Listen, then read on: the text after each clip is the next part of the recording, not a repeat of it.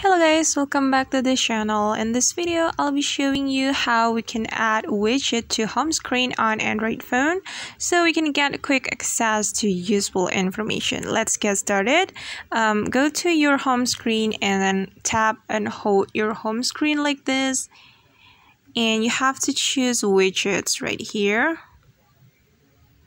Then choose the widget that you want. You can choose WhatsApp or YouTube or Sheets or whatever you like. You just have to slide your screen like this, and I'm going to choose WhatsApp right here.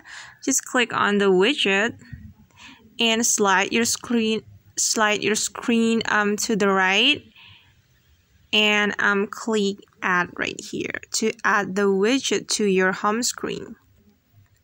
And let's check it, guys. Just slide your screen, and okay, this is the widget, and you can customize your widget by clicking on it. You just have to click and hold like this, and you can adjust the screen.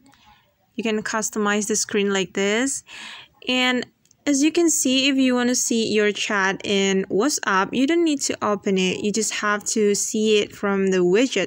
It will help you if you don't want to open your WhatsApp but you want to see the chat.